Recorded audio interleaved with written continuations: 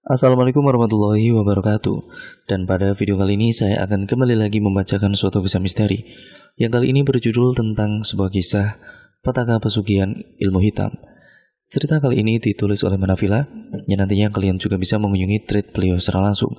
Yuk, daripada kita lama-lama, daripada kita penasaran bagaimana ceritanya, mari kita langsung saja menuju ke ceritanya.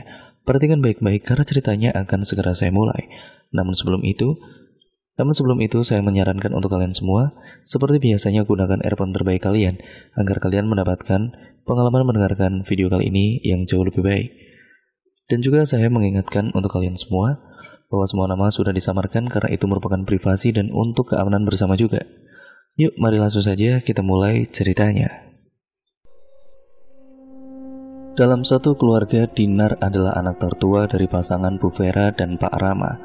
Wanita cantik berusia 21 tahun ini memiliki dua adik bernama Leon dan Dinda. Keduanya berumur 18 tahun dan 10 tahun. Perbedaan mereka bertiga sangat terlihat. Dinar lebih suka mengoleksi barang kuno, sedangkan Leon menjadikan melukis sebagai hobinya. Dinda memiliki hobi yang tidak biasa, yaitu usil bin jahil.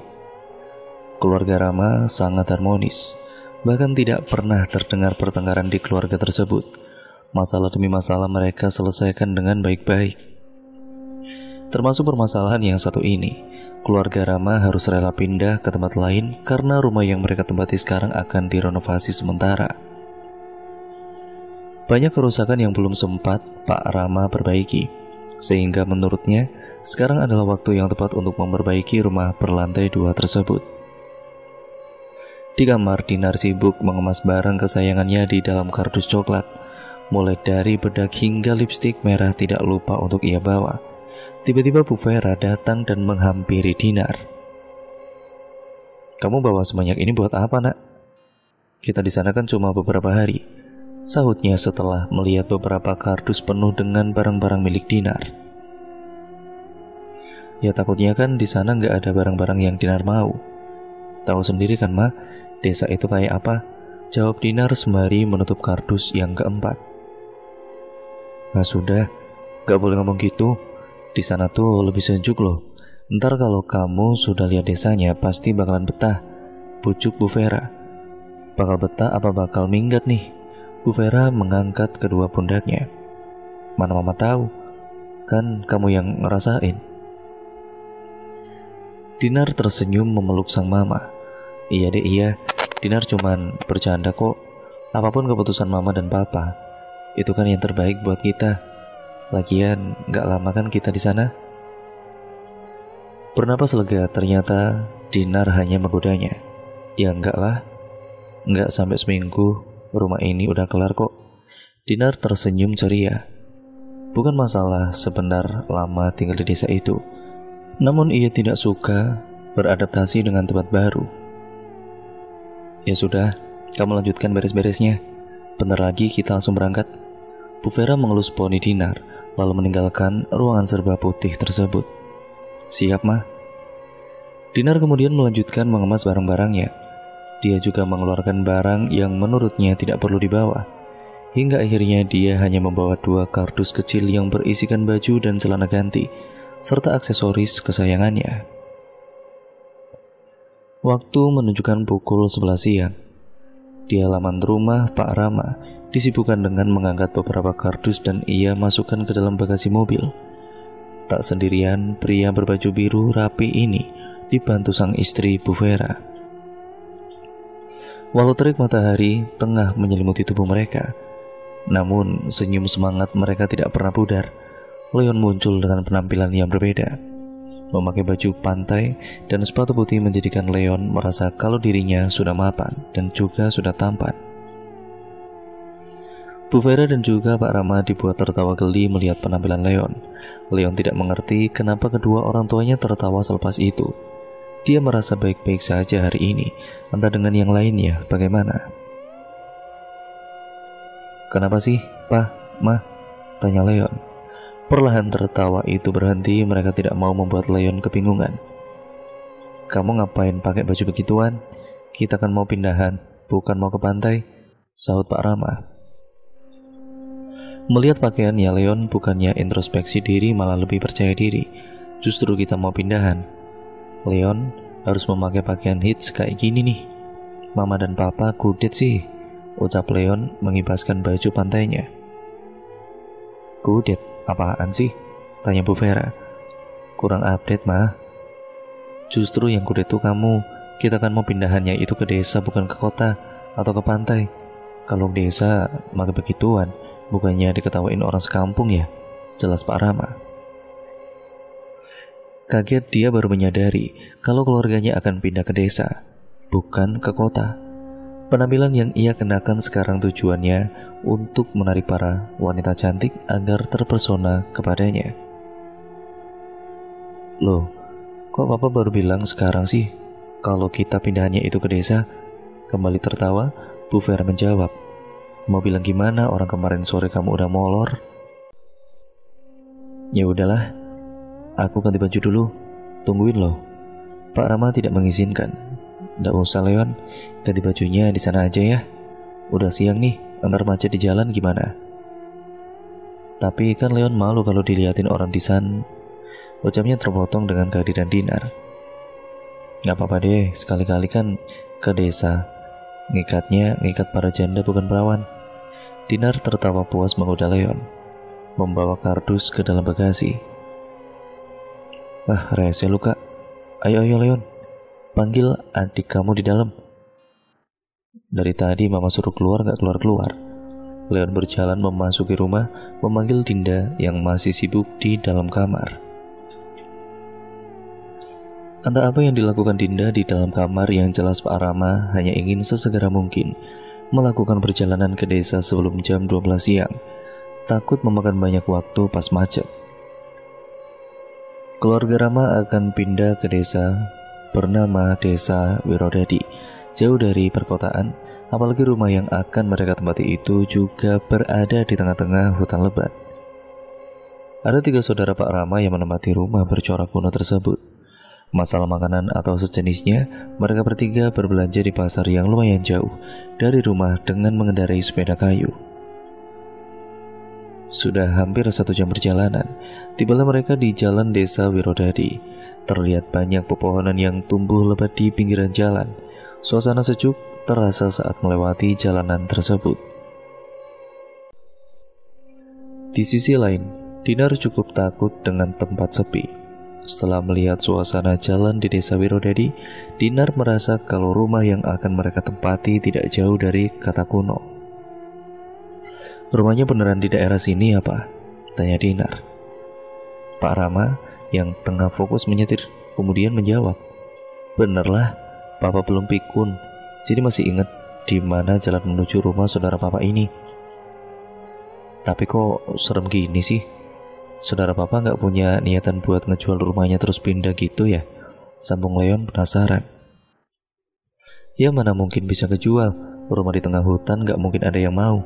Lagian kan itu rumah peninggalan orang tuanya Papa dulu. Terus Papa kasih ke mereka bertiga. Tuh kan bener apa yang Dinar rasain. Yang kita tempati abis ini tuh rumah kuno. Ya gak kuno amat sih Dinar, jangan sok tahu deh. Lerai Bu Vera melirik dengan tersenyum kepada Dinar. Kuno itu apa sih kak? Tanya Dinda menatap Dinar. Kuno itu jadul. Jadul itu lama. Jadi rumah yang akan kita tempati abis ini tuh rumah lama dan banyak hantunya. Jelas Dinar menakuti Dinda. Raut muka Dinda sedikit ketakutan. Hantu? Dinar mengiyakan, memastikan agar Dinda bingung. Dinar, Leon, dan juga Bu Vera melihat ekspresi wajah Dinda semakin ketakutan. Dinda memang paling takut dengan cerita hantu. Lagu karya Payung Teduh berjudul Resa ini menemani keheningan selama perjalanan.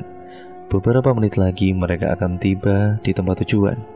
Bu Vera menemani sang suami yang masih fokus menyetir mobil. Dinar sibuk menggoyang-goyangkan ponselnya berharap ada sinyal. Namun, masih belum berhasil mendapatkan sinyal yang diinginkan. Melihat kakaknya sibuk memainkan ponsel hitam yang dipegang, Dinda mencolek pundak Dinar. Kakak ngapain sih? Cari sinyal, Dik. Susah banget di sini sinyalnya, jawab Dinar dengan nada sedikit sebel karena tidak kunjung mendapatkan sinyal. Ya iyalah susah sinyal, kan kita lagi ngelewatin jalan di hutan, Kak. Sambung Leon cuek menatap pepohonan lewat kaca mobil. Tapi kan biasanya ada gitu nyangkut 1 atau 2 gitu sinyal. Lah ini nggak ada sama sekali. Dinar mulai kecapean. Dia memasukkan ponsel ke dalam tas kecil di sebelahnya. Raut muka Dinar semakin sebel. Mah, kita kapan nyampainya sih, Mah? Masih lama ya? Tanya Dinda. Abis ini kita nyampe kok. Tenang, kalau udah nyampe, Dinda bisa langsung tidur di sana. Dinda menganggukkan kepalanya. Dia tersenyum dan gebrak. Mobil Pak Rama seketika berhenti. Dia seperti telah menabrak sesuatu. Seisi mobil terkejut. Pak Rama langsung turun dari mobil untuk mengecek apa yang telah ia tabrak. Tidak lama Bu Vera dan ketiga anaknya ikut keluar dari dalam mobil. Anjing. Ditemukan anjing berwarna coklat tengah terbujur kaku di pinggir jalan. Banyak darah yang mengalir dari tubuhnya. Menakutkan. Papa nabrak anjing itu ya? Tanya Bu Vera. Ya mungkin. Gak ada siapa-siapa lagi selain anjing ini kok, Mah, jawab Pak Rama. Dinar membalikan badan dan kembali ke dalam mobil. Ya udah deh, Pak, kita tinggalin aja deh. Kan cuma anjing, bukan manusia. Pak Rama terdiam sejenak, memastikan kalau anjing yang ditabrak tadi memang sudah meninggal. Bu Vera menarik lengan Pak Rama mengajaknya untuk melanjutkan perjalanan. Ayo, Pak, keburu sore nih. Pak Rama menganggukkan kepalanya. Iya sebentar. Semuanya masuk ke dalam mobil, menenangkan diri untuk melupakan kejadian yang baru mereka alami. Pak Rama berharap kalau yang ditabrak memang benar anjing, bukan yang lain. Mengembuskan napas panjang, Pak Rama menyalakan mobil dan pergi meninggalkan tempat itu, tempat di mana dia menabrak seekor anjing. Tidak terasa mereka sampai di tempat tujuan. Dari depan gang ataupun depan gerbang, terlihat jelas suasana sepi di rumah tua tersebut. Ada patung naga yang berada di kanan kiri gerbangnya. Di sisi lain, ada pohon beringin yang sangat lebat tumbuh di samping rumah. Hembusan angin yang cukup kencang membuat suasana semakin terasa hening dan mencekam. Tidak ada aktivitas layaknya desa. Ini seperti desa mati. Apalagi hanya ada satu rumah yang tinggal di sini, yaitu rumah kediaman almarhum orang tuanya Pak Rama. Dinar, Leon, dan Dinda melihat kondisi rumah di sekitarnya mengerikan. Dinda memilih untuk tidak melanjutkan pandangannya daripada ia ketakutan. Terdiam, Pak Rama menenangkan anak-anaknya yang terlihat ketakutan itu. Tenang, meskipun kelihatannya nyeremin, tapi kalau kita bikin enjoy, ya nggak serem-serem banget kok. Gak seserem yang kita bayangin. Tibalah mereka di depan rumah tua berwarna coklat. Pak Rama mematikan mesin mobil dan keluar dari dalam mobil. Dia mengeluarkan satu persatu kardus yang berisikan barang bawaan keluarganya. Pak Rama berbisik kepada ketiga anaknya. Ada 3 saudara papa di sini. Apapun kondisinya, apapun ucapannya, hargai mereka ya. Dinar, Leon, dan Dinda mengiyakan ucapan Pak Rama. Tidak lama kemudian, 3 orang keluar dari dalam rumah. Ada seorang wanita bertubuh tinggi yang memiliki bekas luka di pipi kanannya, bernama Rima. Narto, adik dari Rima, yang umurnya tidak jauh berbeda yaitu 26 tahun. Jono, kakak dari Rima dan juga Narto, yang mana mata kanannya membengkak sehingga sedikit sulit untuk membuka mata kanannya tersebut. Selamat sore Rima, Narto, Jono. Pak Rama mengawali untuk berjabat tangan dengan ketiga saudaranya itu. Jono, Rima, dan Narto tersenyum menyambut Pak Rama sekeluarga dengan baik. Pak Rama memanggil Dinar dan juga adik-adiknya. Kenalin, ini ada Tante Rima, Om Narto, dan juga Om Jono. Dinar, Leon, dan Dinda mencium tangan saudara papanya tersebut. Bu Vera pun juga bergabung ikut bersalaman. Sebelumnya kami minta maaf karena mendadak kesini rame-rame nggak ngabarin kalian dulu. Nggak apa-apa Mbak, Kapanpun Mbak dan juga Mas membutuhkan, kami bertiga siap membantu kok, jawab Jono dengan suara besarnya. Makasih Jono. Untuk beberapa hari ke depan kita numpang tinggal di sini ya, sahut Pak Rama. Jono menganggukkan kepalanya. Ya tentu boleh, ayo silakan masuk. Pak Rama membawa 2 kardus bawaannya dan mengikuti langkah Jono memasuki rumah. Mari, saya bantu Mbak, kata Rima pelan.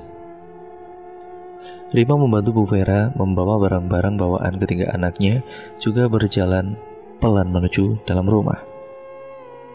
Walaupun ada sedikit ketakutan, namun mereka memberanikan diri dan beradaptasi, terutama Dinda, dia sangat ketakutan. Waktu menunjukkan pukul 5 sore dan langit senja masih terlihat indah.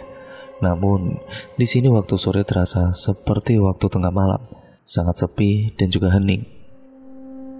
Apapun ataupun apa mungkin bisa. Ketiga saudaranya Pak Rama tinggal di desa seperti ini. Tidak ada warga lain selain mereka bertiga. Benar-benar menakutkan. Bu Vera mengikuti langkah Rima yang mengantarnya ke sebuah ruangan, tempat di mana dia akan tidur selama tinggal di sini. Akhirnya mereka tiba di sebuah ruangan berwarna serba putih. Bu Vera dibuat kagum dengan desain kamar yang kuno, namun masih terlihat cantik. Rima meletakkan tas ransel milik Bu Vera di atas kasur. Kenapa Mbak? Jelek ya? Seketika Bu Vera menggelengkan kepala. Enggak kok, bagus banget malahan. Kunonya terlihat lebih cantik. Apalagi ada hiasan seperti ini, ucapnya lalu memegang lukisan kuno yang terpampang di dinding kamar. Itu lukisan Naruto Mbak. Katanya lukisan ini menceritakan kisruhnya sebuah desa yang dipenuhi dendam hingga beberapa dari mereka memakai ilmu hitam untuk membalaskan dendamnya. Mendengar penjelasan Rima, Bu Vera mencoba melihat kembali lukisan di hadapannya itu. Menurutnya, apa yang dijelaskan Rima memang ada di lukisan tersebut. Adanya orang kebingungan mencari perlindungan sampai kematian. Terlihat mengerikan. Namun itu hanya lukisan, bukan kejadian nyata. Naruto pinter ya. Kemampuan melukisnya Naruto itu sama loh sama Leon. Dia juga suka melukis hal-hal yang ada di pikirannya gitu. Ya mungkin kapan-kapan bisa melukis bareng kali ya, biar seru. Rima tersenyum dan mengiyakan. Saya keluar dulu ya Mbak. Mbak bisa istirahat dulu, kata Rima lalu berjalan keluar dari ruangan. Iya, makasih ya Rima. Bu Vera mulai untuk menata barang-barangnya, yaitu barang bawaannya ke lemari kamar. Dia berharap anak-anaknya bisa betah tinggal di sini. Rumah ini juga tidak seram, ataupun tidak seseram yang Dinar katakan, menurut Bu Vera. Naruto menunjukkan kepada Dinar, Leon, dan Dinda ke ruangan lain. Ruangan yang cukup luas seperti tempat untuk berolahraga. Keluarga Pak Rama dan ketiga saudaranya makan malam bersama. Mereka menikmati hidangan ayam goreng dan tempe tahu. Terlihat sederhana, namun kebersamaan yang membuat semuanya menjadi mewah. Dengan lahap Dinda memakan ayam goreng. Dinda memang suka dengan makanan jenis ayam. Bu Vera minum segelas air putih. Setelah itu bertanya, jadi kalau ke pasar gitu gimana? Jauh kan? Iya jauh, tapi kita ada sepeda kok buat ke sana. Lumayan, gak bikin kaki tegang, jawab Jono melanjutkan makannya. Mau tanya dong, Kak Rima, itu di pipi kakak kenapa ya? Kok kayak habis dicakar gitu? Tanya Dinda dan Rima terdiam, kebingungan untuk menjawab. Lalu Pak Rama memotong obrolan. Dinda, gak boleh gitu, lanjutin makannya. Iya Pak, singkat Dinda. Maafin Dinda ya Rima, ucap Bu Vera. Rima menganggukkan kepala tersenyum. Iya Mbak. Obrolan pun berakhir. Mereka menikmati hidangan yang ada tanpa berbicara. Jono menatap Rima yang terlihat kebingungan. Ada apa yang Rima pikirkan? Lagu Polka Wars menjadi lagu pengiring di pagi hari. Rima terbiasa memutar piringan hitam setiap pagi untuk memulai aktivitasnya. Rima pagi ini disibukkan dengan menyapu seisi ruangan. sedangkan Naruto menyirami tanaman di teras rumahnya. Seusai mandi, Bu Vera mengambil Rima di ruang keluarga. "Rima, kamu belum masak kan? Biar aku bantu ya." "Habis ini aja mbak, bareng-bareng sama saya masaknya. Kan kakak di sini tamu, gak enak kalau apa-apa gak dibantu," jawab Rima. Menepuk pundak Rima, "Gak apa-apa, udah aku biasa masak sendiri kok. Aku ke dapur dulu ya. Nanti saya susul ke dapur, saya bantu," ucap Rima melihat Bu Vera sudah berjalan menuju dapur. Rima merasa sangat terbantu dengan adanya Bu Vera. Dia juga merasa kalau Bu Vera ini merasa enak diajak ngobrol. Menyembunyikan sesuatu hal besar sendirian sangat tidak mudah bagi Rima. Ia ingin menceritakan ke Bu Vera, namun dia masih belum terlalu dekat dengannya. Rima mencari waktu yang pas untuk menceritakan semuanya. Di sisi lain, Naruto tengah fokus menyiram beberapa tanaman. Di teras rumah hanya ada dirinya. Setiap pagi memang sudah menjadi kebiasaan Naruto menyiram tanaman, berbagi tugas dengan kakaknya. Saat Naruto mematikan keran air, tiba-tiba ada ayam hitam terlempar ke arahnya. Ayam itu sudah tidak bernyawa lagi. Bercak darah ada di sekujur tubuh ayam tersebut. Melihat di sekitarnya memastikan kalau ada seseorang yang sengaja iseng melempar ayam ke rumahnya. Ternyata benar, ada seseorang di balik pohon yang tengah mengawasi Naruto. Mungkin dia adalah orang yang iseng melempar ayam itu. "Woi, ngapain melempar ayam ke sini?" Orang tersebut langsung lari ke arah hutan setelah mengetahui Naruto melihatnya. Naruto ingin mengejar orang tersebut, namun Chono memanggilnya. "Naruto, tolong kamu ke sini. Sebentar. Nanti kamu tolong ya, kamu ke desa sebelah beliin gula dan juga telur. Udah mau habis soalnya." Naruto mengurungkan niatnya untuk mengejar orang asing itu. Dia mengambil uang yang diberikan Chono dan pergi mengambil sepeda. Jarak antara rumahnya dan desa sebelah sedikit jauh. Naruto mengayuh sepeda dengan cepat menuju ke desa sebelah. Sedangkan Chono kembali masuk ke rumah setelah melihat adiknya pergi meninggalkan rumah untuk membeli kebutuhan rumah. Selama perjalanan, Naruto masih belum melihat orang yang dia cari, orang yang melempar ayam mati ke halaman rumahnya. Semula Naruto dengan cepat mengayuh sepeda, kini ia memperlambat laju sepeda, menoleh ke kanan dan ke kiri. Naruto menghentikan sepedanya, dia melihat ada orang sama seperti yang dilihatnya tadi. Langkah demi langkah, Naruto berjalan pelan memastikan kalau memang benar itu pelaku yang dicari. Menghiraukan rerumputan yang ia lewati, kedua matanya hanya fokus melihat orang tersebut terdiam di bawah pohon. "Au!" Naruto melihat kaki kanannya bekas digigit semut hitam. Mengusap kaki dengan rumput agar rasa sakitnya perlahan reda. Namun bukannya reda, justru bekas gigitan itu makin melebar. Naruto dibuat gatal. Dia menggaruk-garuk kakinya untuk menghilangkan rasa gatal. Ia duduk dan kembali menggaruk kaki kanannya. Tidak lama kemudian ratusan semut besar berwarna hitam muncul dari rerumputan yang Naruto duduki. Terkejut, Naruto ingin berdiri menghindari kawanan semut tersebut. "Wah, gatal banget. Beberapa semut berhasil masuk ke dalam mulut Naruto. Tidak sengaja Naruto menelan semut itu. Terdiam, Naruto merasa kesakitan dan gatal. Tanpa henti dia terus menggaruk tubuhnya. Ia melihat kawanan semut itu di dalam tubuhnya muncul di dalam lengannya.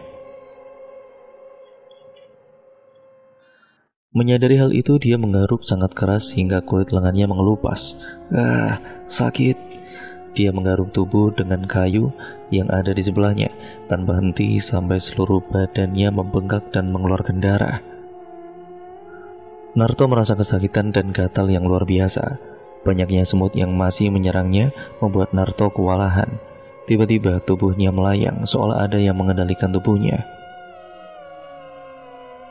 Dengan keras ia berteriak, "Tolong, tolong!" Dan cekrak, cekrak. Berkali-kali kepala Naruto dibenturkan. Semakin kesakitan, ia memuntahkan banyak darah dari mulutnya. Tolong, tolong. Terakhir benturan sangat keras sampai kepalanya mengalir darah dan Naruto dibuat tewas. Penyiksaan yang amat tragis. Setelah penyiksaan berakhir, tubuh Naruto tergeletak di tanah. Jasadnya kembali diserang dan dimakan oleh kawanan semut. Apa yang terjadi pada Narto? Penyiksaan yang tidak wajar dan mengerikan harus dia alami hingga merenggut nyawanya. Pagi yang menyeramkan. Ayo kejar. Yah, masa gitu aja udah capek sih kak? Kata Dinda dengan nada tinggi. Dinar menegukkan kedua kakinya. Lelah tidak berhasil menangkap Dinda yang berlari sangat cepat. Keduanya bermain kejar-kejaran. Sebenarnya Dinar tidak menginginkan permainan raja ini, namun Dinda memangsanya. Kalau tidak diikuti kemauannya, pasti Dinda mengadu ke Bu Vera. Dinar tidak mau semua itu terjadi. Melihat Dinda yang masih bersemangat, Dinar berkata, "Udah ya kak, kakak capek lari-larian gini, kamunya lari kecepatan, kan kakak gak bisa nangkap kamu." Dinda menghampiri Dinar yang tengah duduk kecapean. "Cemen banget, katanya pelari hebat, ngejar Dinda aja gak bisa. Lomba lari ama ngejar kamu beda lah dek." "Beda apanya, sama-sama larinya kan?" Dinar menutup kedua telinganya. Cukup kecapean mengejar Dinda saja. Dia tidak ingin ditambah kecapean berdebat dengan Dinda. Mengatur napasnya yang berantakan. "Biarin kakak istirahat dulu. Kamu kalau mau iya sama kakak, diam di sini." Iya. Dinar mengambil posisi duduk bersila dan mengatur napas. Dinda hanya melihat sang kakak tanpa bersuara. "Dinar, Dinda, ayo masuk. Kita sarapan dulu," ucap Bu Vera melambaikan tangan ke arah Dinar dan Dinda. Seusai sarapan bersama, Rima mencuci piring dan gelas di dapur. Tidak seperti biasanya, hati Rima merasa cemas. Dia tidak fokus mencuci piring yang dibersihkan. Tatapannya matanya itu kosong melihat ke arah jendela dapur. Masih teringat dengan pertanyaan Dinda yang menanyakan perihal bekas luka di pipi kanannya. Kenapa pertanyaan anak kecil itu ingin sekali aku jawab, tapi ada orang yang terus menatapku, seolah dia sedang mengancam jika aku menjawab pertanyaan itu. Batin Rima gelisah. Kegelisahan Rima ini bukan apa-apa. Dia cuma ingin menjelaskan dan menjawab pertanyaan Dinda dengan jujur. Tapi ada tembok besar yang menghalanginya untuk menjawab kejujuran itu. Sebenarnya itu adalah waktu yang tepat untuk Rima bercerita kepada keluarga Rama. Rima harus mencari waktu yang tepat. "Kak, Dinda bantu nyuci piringnya ya," sahut Dinda yang membuat Rima sadarkan diri dari lamunannya. Menyadari kehadiran Dinda, Rima berkata, "Gak usah, biar kakak yang nyuci. Kamu main sama kakak kamu saja sana." Dinda menjawab dengan suara lantang. "Gak mau, Kak Dinar gak asik. Terus Kak Leon sibuk main basket." Tersenyum. "Ya sudah, habis ini main sama Kak Rima aja ya, mau kan?" Dengan cepat Dinda menganggukkan kepalanya. Mau. Tapi Dinda minta maaf ya kak, soalnya kemarin malam Dinda nanyanya gak sopan." Rima mengelus rambut Dinda. Mendengar ucapannya, Dinda rasanya itu ya seperti mendengarkan ucapan orang dewasa. "Gak apa-apa, justru kakak mau menjawab pertanyaan kamu habis ini." "Beneran kak?" "Iya, setelah kakak nyuci piring, kita main di halaman rumah saja ya. Sekalian biar Dinda gak penasaran nungguin jauh." Ucapan Rima terpotong dengan hadirnya Jono. Ia meletakkan piring di meja dapur, menatap Rima yang masih mengobrol dengan Dinda. "Bersihin piringnya dulu, habis itu kalian boleh ngobrol," celetuk Jono lalu meninggalkan ruangan dapur. Dinda terus menatap Jono, betapa takutnya dia kepada Jono. Suara keras ditambah lagi badannya yang menggumpal, membuat Dinda berpikiran kalau Jono bukan orang yang terlalu baik. Rima mencolek lengan Dinda. "Ngapain? Takut ngeliat dia kak?" "Kenapa takut? Dia kan gak gigit," ucap Rima, tersenyum manis dan melanjutkan kerjaannya itu. "Sekarang kamu kesana dulu, kakak bakal nyusulin kamu kalau udah beres nyuci piringnya ya." Dinda menganggukkan kepalanya dan pergi meninggalkan Rima. Rima terus menatap si Dinda ini yang berlari pelan ke halaman rumah. Kemudian dia melanjutkan menyuci piring dan segera menyelesaikan pekerjaannya. Masalah ingin menjawab pertanyaan Dinda itu urusan belakangan saja, pikir Rima. Di halaman rumah, Dinda bermain sendirian. Dia menunggu Rima yang masih menyelesaikan mencuci piring di dapur.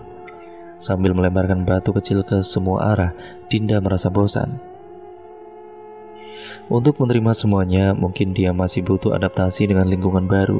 Tiba-tiba datanglah mobil Avanza berwarna hitam memasuki gerbang rumah. Dinda terus melihat mobil itu, tidak mengetahui siapa yang ada di dalam mobil. Hingga saatnya mobil berhenti, seorang pria keluar dari dalam mobil. Pria berwajah tampan serta berpenampilan natural ini tidak asing bagi Dinda. Ya, dia adalah Yuda, pacar kesayangannya Dinar. Dengan mantap Yuda melangkahkan kaki menuju Dinda. "Halo manis, sendirian aja? Mana kakak kamu?" "Ada di dalam kak, bentar aku panggilin." Dinda beranjak pergi, berdiri dan masuk ke dalam rumah. Belum sampai ke dalam rumah, Dinar sudah keluar rumah dengan senyuman manis kepada Yuda. Dinda sudah menduganya kalau sang kakak akan seperti itu. Dinar menyapa Yuda dan mencium pipi pria di hadapannya. Keduanya tersenyum dan mengobrol di teras rumah. Dinar melihat Dinda yang masih melongo melihatnya di samping pintu. Memang, keduanya sudah lama menjalin hubungan. Tidak heran jika mereka sudah akrab satu sama lain. Keluarga mereka pun juga sudah mengetahui hubungan keduanya. Leon asik bermain basket di halaman rumah. Walaupun sendirian, ia sangat terhibur dengan adanya bola basket. Dia terus memainkan bola oranye itu tanpa henti. Teriknya matahari tidak membuat Leon kelelahan. Dengan jiwa semangat dan memakai kaos dalam berwarna putih, Leon mencoba memantulkan bola basketnya. Tidak lama kemudian Leon terdiam. Ia merasa ada yang berbeda hari ini. Ya, Naruto tidak terlihat seharian, entah kemana. Dari tadi dia mencari keberadaan Naruto untuk diajak bermain basket, tapi tidak kunjung ketemu. Leon mengakhiri bermain basket dan berjalan memasuki rumah, menanyakan kepada sang papa, barangkali dia mengetahui keberadaan Naruto. Saat di ruang keluarga, Leon melihat ada Pak Rama dan Jono sedang berbincang sambil menyeduh teh hangat, menghampiri mereka berdua dan bertanya, Papa tahu nggak di mana Kak Naruto? Soalnya dari tadi Leon cariin nggak ketemu." Pak Rama belum sempat menjawab. Jono berkata, dia lagi beli kebutuhan rumah di desa sebelah. "Udah lama om, masa beli gituan lama sih? Harusnya dia itu udah pulang, tapi kok sampai sekarang belum kelihatan. Gak seperti biasanya dia molor kayak gini." "Coba kamu panggil Rima, mungkin dia tahu Naruto udah pulang atau belum," sahut Pak Rama. Jono menganggukkan kepala menyetujui usul Pak Rama. Jono memanggil Rima dengan suara kerasnya. Rima. Dengan cepat Rima datang lalu menundukkan kepala. "Iya kak, ada apa? Kamu lihat Naruto nggak?" tanya Jono. Rima menggelengkan kepala. Kan terakhir Rima lihat dia pergi ke desa sebelah beli gula sama telur. Leon, Pak Rama, dan Jono terlihat tegang. Kemanakah Naruto? Bahkan Jono pun baru menyadari kalau sang adik belum pulang dari desa sebelah. Dinar dan juga Yuda ikut berkumpul di ruang keluarga. Mereka melihat raut muka ketegangan dari wajah Leon, Pak Rama, dan juga Jono. Dinar tidak mengerti apa yang sebenarnya terjadi. "Ada apa sih ini? Kok pada tegang gitu?" tanya Dinar. "Kak Naruto hilang," tegas Leon. Dia terkejut. Sedangkan Yuda masih tidak mengerti siapa Naruto yang dimaksud. "Kak Naruto yang aku ceritain tadi, dia hilang," bisik Dinar ke Yuda. Yuda pun mulai mengerti karena beberapa menit yang lalu Dinar menceritakan kebaikan Naruto. "Kita cari dia," kata Jono. Pak Rama berdiri, tidak mengizinkan Jono pergi mencari Naruto sendirian. "Jangan kamu, biar aku sama Yuda yang nyari Naruto." Yuda dibuat melotot saat mendengar namanya disebut. Sedangkan Leon merasa iri kepada Yuda. Kenapa harus Yuda dan bukan dia yang diajak?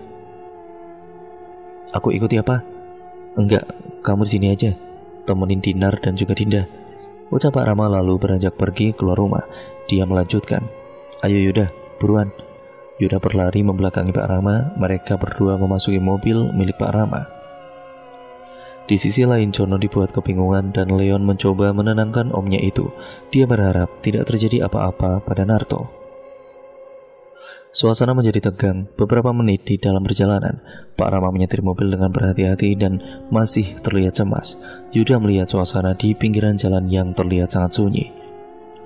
Om, berhenti om, kata Yuda setelah melihat sepeda tergeletak di tengah jalan.